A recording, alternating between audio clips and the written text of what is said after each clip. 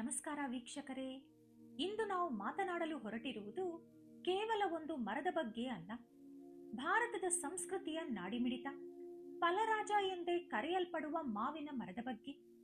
ನಮ್ಮ ಹಿಂದೂ ಸಂಪ್ರದಾಯದಲ್ಲಿ ಪ್ರತಿಯೊಂದು ಹಬ್ಬ, ಶುಭ ಸಮಾರಂಭ ಎಂದರೆ ಮೊದಲು ನೆನಪಿಗೆ ಬರುವುದು ಮನೆಯ ಬಾಗಿಲಿಗೆ ಕಟ್ಟುವ ಹಸಿರು ಮಾವಿನ ಎಲೆಗಳ ತೋರಣ. ನೀವು ಎಂದಾದರೂ ಯೋಚಿಸಿದ್ದೀರಾ, ಲಕ್ಷಾಂತರ ಮರಗಳಿದ್ದರೂ ಕೇವಲ ಮಾವಿನ ಎಲೆಗಳನ್ನೇ ಏಕೆ ಪ್ರತಿಯೊಂದು ಶುಭ ಕಾರ್ಯಕ್ಕೆ ಬಳಸುತ್ತಾರೆ? ಇದರ ಹಿಂದೆ ಕೇವಲ ನಂಬಿಕೆ ಇದೆಯೇ, ಅಥವಾ ಆಧುನಿಕ ವಿಜ್ಞಾನವೂ ಒಪ್ಪುವಂತಹ ಸತ್ಯ ಇದೆಯೇ? ಕೇವಲ ಅಲಂಕಾರಕ್ಕಾಗಿ ಮಾತ್ರ ನಮ್ಮ ಪೂರ್ವಜರು ಈ ಸಂಪ್ರದಾಯವನ್ನು ಮಾಡಿದ್ದಾರೆಯೇ? ಖಂಡಿತ ಇಲ್ಲ. ಇದರ ಹಿಂದೆ ಅಡಗಿದೆ ಒಂದು ಬೃಹತ್ ವಿಜ್ಞಾನ, ಅದ್ಭುತ ಆರೋಗ್ಯ ರಹಸ್ಯ ಮತ್ತು ಆಧ್ಯಾತ್ಮಿಕ ಶಕ್ತಿ. ಇಂದಿನ ಈ ವಿಶೇಷ ವಿಡಿಯೋದಲ್ಲಿ ನಾವು ಮಾವಿನ ಮರದ ಉಗಮದ ಪುರಾಣ ಕತೆ, ಅದರ ಆಯುರ್ವೇದ ರಹಸ್ಯಗಳು, ಶ್ವಾಸಕೋಶಕ್ಕೆ ಅದು ನೀಡುವ ಚೈತನ್ಯ ಮತ್ತು ಈ ಎಲೆಗಳನ್ನು ಬಳಸುವಾಗ ಮಾಡಬಾರದ ತಪ್ಪುಗಳ ಬಗ್ಗೆಯೂ ವಿವರವಾಗಿ ತಿಳಿಯೋಣ. ಈ ಒಂದು ವಿಡಿಯೋ ನಿಮ್ಮ ಜೀವನದ ದೃಷ್ಟಿಕೋನವನ್ನೇ ಬದಲಿಸಲಿದೆ. ಮಾವಿನ ಎಲೆಗಳ ಬಗ್ಗೆ ನೀವು ಇದುವರೆಗೆ ಕೇಳರಿಯದ ಆಘಾತಕಾರಿ ಮತ್ತು ಆಶ್ಚರ್ಯಕರ ಸಂಗತಿಗಳನ್ನು ಈಗ ತಿಳಿಯಲಿದ್ದೇವೆ. ಈ ಎಲೆಗಳು ಕೇವಲ ತೋರಣವಲ್ಲ, ನಿಮ್ಮ ಮನೆಯನ್ನು ಕಾಪಾಡುವ ರಕ್ಷಾ ಕವಚ, ನಿಮ್ಮ ಆರೋಗ್ಯವನ್ನು ವೃದ್ಧಿಸುವ ಸಂಜೀವಿನಿ.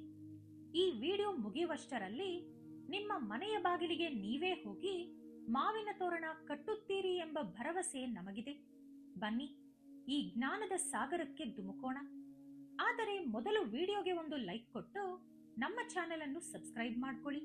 ನಮ್ಮ ಪರಿಸರದಲ್ಲಿ ನಮಗೆ ಉಚಿತವಾಗಿ ಪ್ರಾಣವಾಯುವನ್ನು ನೀಡುವ ಶಕ್ತಿ ಮರಗಳಿಗಿದೆ. ಅದರಲ್ಲಿ ಮಾವಿನ ಮರ ಬಹಳ ವಿಶೇಷವಾದುದು. ಇತರೆ ಮರಗಳಿಗೆ ಹೋಲಿಸಿದರೆ ಮಾವಿನ ಎಲೆಗಳು ಸೂರ್ಯನ ಬೆಳಕನ್ನು ಅತಿ ವೇಗವಾಗಿ ಹೀರಿಕೊಂಡು ಹೆಚ್ಚಿನ ಪ್ರಮಾಣದ ಆಮ್ಲಜನಕವನ್ನು, ಅಂದರೆ ಆಕ್ಸಿಜನ್ ಬಿಡುಗಡೆ ಮಾಡುತ್ತವೆ. ಮಾವಿನ ಮರ ಸುಮಾರು 4000 ವರ್ಷಗಳ ಸುದೀರ್ಘ ಇತಿಹಾಸವನ್ನು ಹೊಂದಿದೆ. ಆದಿಮಾನವನು ಪ್ರಕೃತಿಯಲ್ಲಿ ಸಿಗುವ ಗಡ್ಡೆಗೆಣಸು ಮತ್ತು ಎಲೆಗಳನ್ನು ತಿಂದು ನೂರಾರು ವರ್ಷ ಬದುಕುತ್ತಿದ್ದ. ಆದರೆ ಇಂದು ಪರಿಸ್ಥಿತಿ ಉಲ್ಟಾ ಆಗಿದೆ. ಎಲೆಗಳನ್ನು ತಿನ್ನುವ ಮೇಕೆಗಳು ಆರೋಗ್ಯವಾಗಿದ್ದರೆ ಮೇಕೆಯನ್ನು ತಿನ್ನುವ ಮನುಷ್ಯ ಅನಾರೋಗ್ಯಕ್ಕೆ ತುತ್ತಾಗುತ್ತಿದ್ದಾನೆ. ಮಾವಿನ ಮರವು ಆಮ್ಲಜನಕದ ಭಂಡಾರ. ಮಾವಿನ ಎಲೆಗಳು ಸೂರ್ಯನ ಬೆಳಕು ಇಲ್ಲದಿದ್ದರೂ ಸಹ ಮಧ್ಯಾಹ್ನದ ವೇಳೆಯಲ್ಲಿ ಅತಿ ಹೆಚ್ಚಿನ ಇಂಗಾಲದ ಡೈಆಕ್ಸೈಡ್ ಹೀರಿಕೊಂಡು ಆಮ್ಲಜನಕವನ್ನು ಬಿಡುಗಡೆ ಮಾಡುತ್ತವೆ. ಮಾವಿನ ಎಲೆಗಳ ಮೇಲ್ಮೈಯಲ್ಲಿರುವ ಸೂಕ್ಷ್ಮ ರಂಧ್ರಗಳು ಗಾಳಿಯಲ್ಲಿರುವ ಧೂಳು ಮತ್ತು ಸಣ್ಣ ಮಾಲಿನ್ಯಕಾರಕಗಳನ್ನು ಹೀರಿಕೊಳ್ಳುವ ಸಾಮರ್ಥ್ಯ ಹೊಂದಿವೆ. ಅದಕ್ಕಾಗಿಯೇ ಹಬ್ಬದ ದಿನಗಳಲ್ಲಿ ಮನೆಗೆ ತೋರಣ ಕಟ್ಟಿದಾಗ ಮನೆಯೊಳಗಿನ ಗಾಳಿ ತಾಜಾ ಅನಿಸುತ್ತದೆ. ನಮ್ಮ ಋಷಿ ಮುನಿಗಳು ಮಾವಿನ ಎಲೆಯ ಮಹತ್ವವನ್ನು ಅರಿತು ಹಬ್ಬ ಹರಿದಿನಗಳಲ್ಲಿ ತೋರಣ ಕಟ್ಟುವ ಪದ್ಧತಿಯನ್ನು ತಂದರು. ರಾಮಾಯಣ ಮತ್ತು ಮಹಾಭಾರತದಂತಹ ಮಹಾಗ್ರಂಥಗಳಲ್ಲಿ ಮಾವಿನ ಎಲೆಯನ್ನು ಸಂಪತ್ತು, ಪ್ರೀತಿ ಮತ್ತು ಸಂತಾನೋತ್ಪತ್ತಿಯ ಸಂಕೇತವೆಂದು ಬಣ್ಣಿಸಲಾಗಿದೆ. ಪೂಜಾ ಕಲಶದ ಮೇಲೆ ಮಾವಿನ ಎಲೆಗಳನ್ನು ಇಡುವುದು ಕೇವಲ ಆಚರಣೆಯಲ್ಲ, ಅದರಲ್ಲಿ ಸಾಕ್ಷಾತ್ ಲಕ್ಷ್ಮೀದೇವಿಯ ನೆಲೆ ಇರುತ್ತದೆ ಎಂಬುದು ನಂಬಿಕೆ. ಮಾವಿನ ಮರದ ಜನನದ ಹಿಂದೆ ಒಂದು ಸುಂದರವಾದ ಕಥೆ ಇದೆ. ಪೌರಾಣಿಕ ಗ್ರಂಥಗಳ ಪ್ರಕಾರ ಸೂರ್ಯದೇವನ ಮಗಳು ಸುನಂದ ಭೂಲೋಕಕ್ಕೆ ಬಂದಾಗ ಒಬ್ಬ ಮಾಂತ್ರಿಕ ಅವಳನ್ನು ಬೆನ್ನಟ್ಟುತ್ತಾನೆ. ಆತನಿಂದ ತಪ್ಪಿಸಿಕೊಳ್ಳಲು ಸುನಂದ ಒಂದು ಕೊಳದಲ್ಲಿ ಕಮಲದ ಹೂವಾಗಿ ಬದಲಾಗುತ್ತಾಳೆ. ಆ ಮಾಂತ್ರಿಕ ಆ ಹೂವನ್ನು ಸುಟ್ಟು ಹಾಕುತ್ತಾನೆ. ಆ ಬೂದಿಯಿಂದ ಒಂದು ಸುಂದರವಾದ ಮರ ಚಿಗುರುತ್ತದೆ. ಅದೇ ಮಾವಿನ ಮರ. ಕಾಶಿಯಲ್ಲಿ ಶಿವ ಮತ್ತು ಪಾರ್ವತಿಯ ಕಲ್ಯಾಣದ ಸಮಯದಲ್ಲಿ ದೇವತೆಗಳು ಮಾವಿನ ಎಲೆಗಳಿಂದ ಮಂಟಪವನ್ನು ಅಲಂಕರಿಸಿದ್ದರು. ಅಂದಿನಿಂದ ಮಾವಿನ ಎಲೆ ಮಂಗಳಕರ ಎಂಬ ಬಿರುದು ಪಡೆಯಿತು. ಗೌತಮ ಬುದ್ಧನು ಮಾವಿನ ಮರದ ನೆರಳಿನಲ್ಲಿ ವಿಶ್ರಾಂತಿ ಪಡೆಯುತ್ತಿದ್ದನು ಮತ್ತು ತನ್ನ ಶಿಷ್ಯರಿಗೆ ಜ್ಞಾನ ಬೋಧನೆ ಮಾಡುತ್ತಿದ್ದನು ಎಂದು ಬೌದ್ಧ ಧರ್ಮದ ಚರಿತ್ರೆ ಹೇಳುತ್ತದೆ. ಮಾವಿನ ಎಲೆಗಳಲ್ಲಿ ವಿಟಮಿನ್ ಎ, ಬಿ, ಸಿ ಮತ್ತು ಫ್ಲೆವನಾಯ್ಡ್ಗಳು, ಫೈಟೋ ನ್ಯೂಟ್ರಿಯೆಂಟ್ಸ್ ಸಮೃದ್ಧವಾಗಿವೆ. ಎಳೆಯ ಮಾವಿನ ಎಲೆಗಳಲ್ಲಿ ಆಂಥೋಸಯಾನಿಡಿನ್ ಎಂಬ ಟ್ಯಾನಿನ್ ಇರುತ್ತದೆ. ಇದು ಆರಂಭಿಕ ಹಂತದ ಮಧುಮೇಹವನ್ನು ಗುಣಪಡಿಸಲು ಸಹಾಯ ಮಾಡುತ್ತದೆ. ಎಳೆಯ ಮಾವಿನ ಎಲೆಗಳನ್ನು ರಾತ್ರಿ ನೀರಿನಲ್ಲಿ ನೆನೆಸಿ ಬೆಳಿಗ್ಗೆ ಆ ನೀರನ್ನು ಕುಡಿಯುವುದರಿಂದ ರಕ್ತದಲ್ಲಿನ ಸಕ್ಕರೆ ಅಂಶ ನಿಯಂತ್ರಣಕ್ಕೆ ಬರುತ್ತದೆ. ಇವುಗಳಲ್ಲಿ ಹೈಪೋಟೆನ್ಸಿವ್ ಗುಣಲಕ್ಷಣಗಳಿವೆ.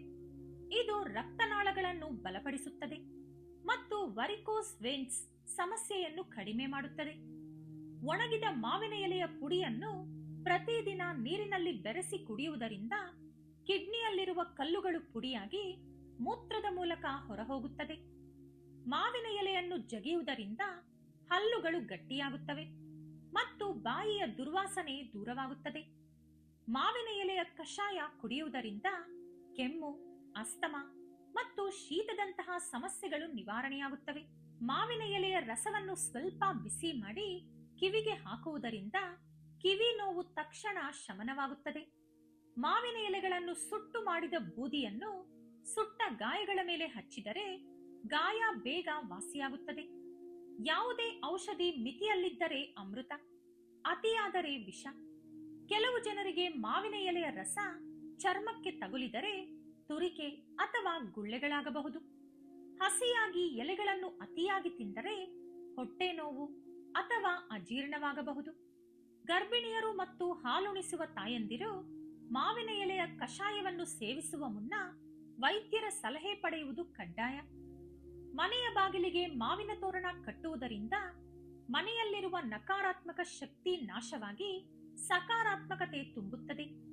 ವಾಸ್ತು ದೋಷಗಳಿದ್ದರೆ ಈ ಎಲೆಗಳು ಆ ದೋಷದ ಪ್ರಭಾವವನ್ನು ಕಡಿಮೆ ಮಾಡುತ್ತವೆ. ಮನೆಯಲ್ಲಿ ದಂಪತಿಗಳ ನಡುವೆ ಪ್ರೀತಿ ಹೆಚ್ಚಲು ಮತ್ತು ಸಂತಾನ ಭಾಗ್ಯಕ್ಕಾಗಿ ಮಾವಿನ ಎಲೆಯ ಆರಾಧನೆ ಶ್ರೇಷ್ಠ ಎಂದು ಹೇಳಲಾಗುತ್ತದೆ. ಮಾವಿನ ಎಲೆಗಳಲ್ಲಿ ಲಕ್ಷ್ಮಿ ಮತ್ತು ಸರಸ್ವತಿ ದೇವಿಯ ವಾಸವಿರುತ್ತದೆ ಎಂದು ಪುರಾಣಗಳು ಹೇಳುತ್ತವೆ. ಮಾವಿನ ಮರವನ್ನು ಕಾಮದೇವನಿಗೆ ಹೋಲಿಸಲಾಗುತ್ತದೆ. ಇದು ಫಲವತ್ತತೆ ಮತ್ತು ಸಂತಾನ ಭಾಗ್ಯದ ಸಂಕೇತವಾಗಿದೆ. ನೋಡಿದ್ರಲ್ಲ ಸ್ನೇಹಿತರೆ, ನಮ್ಮ ಹಿರಿಯರು ಮೇಕೆಗಳಂತೆ ಎಲೆ ತಿನ್ನುತ್ತಿದ್ದರು ಎಂದು ನಾವು ತಮಾಷೆ ಮಾಡುತ್ತೇವೆ. ಆದರೆ ಆ ಎಲೆಗಳಲ್ಲೇ ಅಡಗಿತ್ತು ಕ್ಯಾನ್ಸರ್ ತಡೆಯುವ ಶಕ್ತಿ. ಮಾವಿನ ಎಲೆಯಲ್ಲಿರುವ ಮಂಗೀಫೆರಿನ್ ಎಂಬ ಅಂಶವು ಕ್ಯಾನ್ಸರ್ ಕೋಶಗಳ ವಿರುದ್ಧ ಹೋರಾಡುತ್ತದೆ ಎಂದು ಇತ್ತೀಚಿನ ಸಂಶೋಧನೆಗಳು ಸಾಬೀತುಪಡಿಸಿವೆ. ನಾವು ಐಷಾರಾಮಿ ಆಸ್ಪತ್ರೆಗಳಿಗೆ ಲಕ್ಷಾಂತರ ರೂಪಾಯಿ ಕೊಡುತ್ತಿದ್ದೇವೆ. ಆದರೆ ನಮ್ಮ ಮನೆಯ ಬಾಗಿಲಲ್ಲಿರುವ ಮಾವಿನ ಮರ ಉಚಿತವಾಗಿ ನಮಗೆ ಆರೋಗ್ಯ ನೀಡುತ್ತಿದೆ. ನಾವು ಕೇವಲ ಎಲೆ ಎಂದು ಭಾವಿಸುವ ಈ ಮಾವಿನ ಎಲೆಗಳ ಹಿಂದೆ ಎಂತಹ ಅದ್ಭುತ ಲೋಕವೇ ಅಡಗಿದೆ ಎಂದು. ಪ್ರಕೃತಿ ನಮಗೆ ಕೊಟ್ಟಿರುವ ದೊಡ್ಡ ವರ ಎಂದರೆ ಈ ಮರಗಳು. ಇಂದಿನಿಂದಲೇ ನಿಮ್ಮ ಮನೆಯಲ್ಲೂ ವಾರಕ್ಕೊಮ್ಮೆಯಾದರೂ ಹಸಿರು ಮಾವಿನ ಎಲೆಗಳ ತೋರಣವನ್ನು ಕಟ್ಟಿ ಮನೆಯನ್ನು ಆಮ್ಲಜನಕದ ಕೇಂದ್ರವನ್ನಾಗಿ ಮಾಡಿಕೊಳ್ಳಿ. ಆರೋಗ್ಯದ ಜೊತೆಗೆ ಐಶ್ವರ್ಯವು ನಿಮ್ಮದಾಗಲಿ. ಈ ಮಾಹಿತಿ ನಿಮಗೆ ಇಷ್ಟವಾಗಿದ್ದರೆ ದಯವಿಟ್ಟು ಈ ವಿಡಿಯೋವನ್ನು ನಿಮ್ಮ ಸ್ನೇಹಿತರು ಮತ್ತು ಕುಟುಂಬದವರೊಂದಿಗೆ ಹಂಚಿಕೊಳ್ಳಿ. ಪ್ರತಿಯೊಬ್ಬ ಭಾರತೀಯನಿಗೂ ನಮ್ಮ ಸಂಪ್ರದಾಯದ ಹಿಂದಿನ ಈ ವಿಜ್ಞಾನ ತಿಳಿಯಲಿ. ಪ್ರಕೃತಿಯತ್ತ ಮರಳೋಣ, ಆರೋಗ್ಯವಾಗಿ ಬದುಕೋಣ. ಇಂತಹ ಮತ್ತಷ್ಟು ಆಸಕ್ತಿದಾಯಕ ಮತ್ತು ಉಪಯುಕ್ತ ಮಾಹಿತಿಗಳಿಗಾಗಿ ನಮ್ಮ ಚಾನೆಲ್ ಅನ್ನು ಸಬ್ಸ್ಕ್ರೈಬ್ ಮಾಡಿಕೊಳ್ಳಿ ಮತ್ತು ಬೆಲ್ ಐಕಾನ್ ಕ್ಲಿಕ್ ಮಾಡಿ. ನಿಮ್ಮ ಅನಿಸಿಕೆಗಳನ್ನು ಕಮೆಂಟ್ ಮೂಲಕ ನಮಗೆ ತಿಳಿಸಿ. ಪ್ರಕೃತಿಯನ್ನು ಪ್ರೀತಿಸಿ, ಆರೋಗ್ಯವಾಗಿರಿ. ಧನ್ಯವಾದಗಳು.